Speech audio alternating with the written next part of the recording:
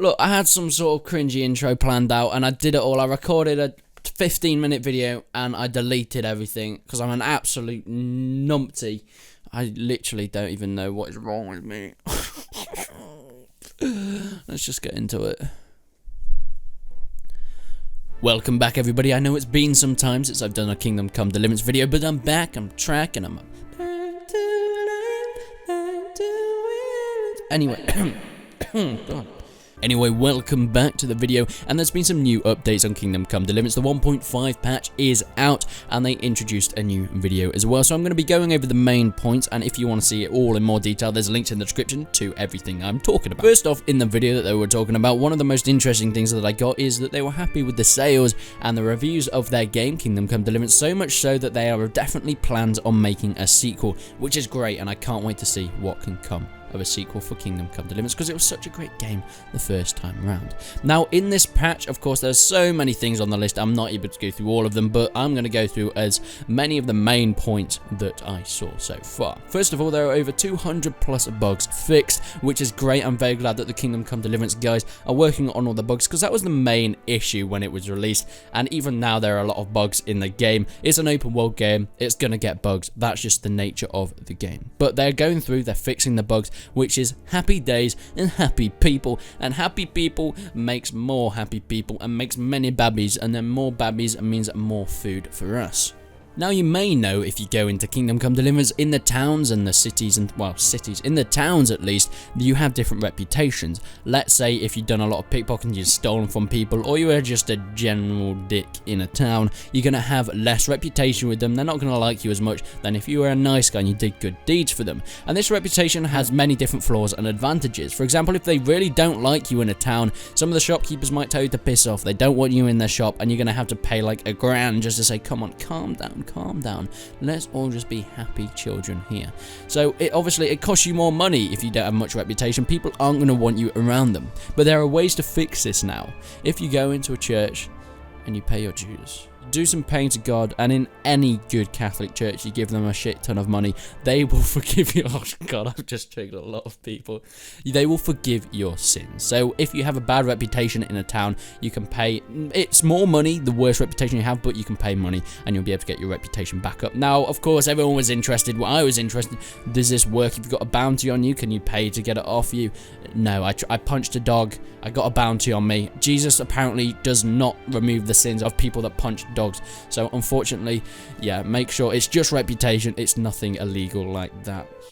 God damn, Jesus, I thought you forgave people for anything. But have you ever been wandering around the landscape of Kingdom Come Deliverance and thought, my God, those women? I would. No, that's not the point I'm trying to make. Have you ever been wandering around the land of Kingdom Come Deliverance and thought that the women needed more detail on their clothing, more simulated physics? No, I haven't either. But hold your horses, they've put it in anyway, because that's a Warhorse Studio type of thing. They put in the details that you don't really need in a game, but just make it that extra step of immersion. They go beyond the port of call to make this an immersive, realistic medieval simulation, and I'm so happy that they do things like this. The slight touches, making the clothing on women now being physics related, which is something that you don't even need, but it's in the game now, so it just adds that nice little touch as well. Talking about NPCs and the stuff they do, before in Kingdom Come, if you fired an arrow at someone, they'd be a bit angry at you, and they'd either run away, or they'd die, or they'd charge you. I did have to test that out on a woman and a priest earlier on. It was for scientific purposes. Definitely not for my own entertainment.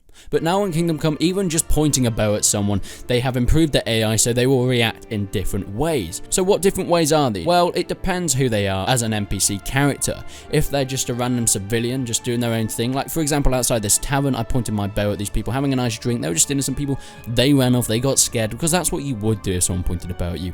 But then I went to point my bow at Fritz, who is known for not being very clever if you followed the storyline, and being a bit of an aggressive guy. I pointed my bow at him and he ran straight towards me, so I had to put him down. I'm very sorry guys. Fritz, he was asking for it. I had to hide him on the toilet, so we had a whole Elvis Presley scenario there, so I might not have got caught, but Fritz, he ran at me. I had to do something, and it just reminds me of the Defense Against Fruit sketch now from Monty Python. Sorry, Mr. Harrison, come at me with that banana. Come on, be as vicious as you like with it. Come on, attack me, come on. No, put something into it, for God's sake. Hold the banana like that. That's better. Now scream. Good. Right, now attack me. Come on, man. Attack me. So I predict it's going to be pretty much the same with guards as well. If it's just a civilian, you point your bow at them, they're going to run away. If you point it at a guard, they're going to quickly snap, they're going to come towards you, and they're going to try and deal with the threat as quick as possible. And they're a bit more intelligent about it as well. Talking about NPCs and the AI in the game, you do know, many people know that if you're going to fast travel, it's not so easy as it is in normal games. You can get ambushed on the road. Now, it happens more in forests, granted, but you have to be a bit more careful, and it's even more so after the new update. When you get ambushed, there were some loopholes to it. If you're on a horse, you could literally just go into the ambush scenario and run off and then carry on fast traveling. Now it's harder to do that, let's just say. The NPCs ambush you when they're a lot closer to you, so it's pretty much impossible just to run away. You're either going to have to fight or give up. So you have to be a lot more wary about where you fast travel, whether you're going through the woods or if you just fast travel across open plains, and where you use your normal running style as you would in the game. So that adds a whole new dynamic to it, which I'm very happy that they've added in and included. There are also 16 new lore books. Now, in the time that I was recording for the footage, I couldn't find the new lore books, but if you guys find them, I'll do a lot of research and do more videos. Once we find some of these, I'll do a bit more looking myself as well. And I presume these are just more about the history of Bohemia, what's happened before, maybe some history about each character that you meet along the way, or it might just be the general history of Bohemia. That is only to be found out in the future. But that's the main things that I brought out from these patch notes. If you guys love this kind of content, make sure to subscribe, and I am now streaming on Twitch most night now, just pretty much like every other night. I did stream on YouTube and Twitch for a while at the same time, but now I've decided to keep streaming just on Twitch and keep uploading videos just on YouTube, so they're separate platforms, because I've now been partnered on Twitch. Yippee. Yeah, so go and follow my Twitch, click the link in the description if you want to. Like I said, all the patch notes, everything you need to know, click the link in the description to get more details on all that good stuff. But until then, guys, I will see you in the next one.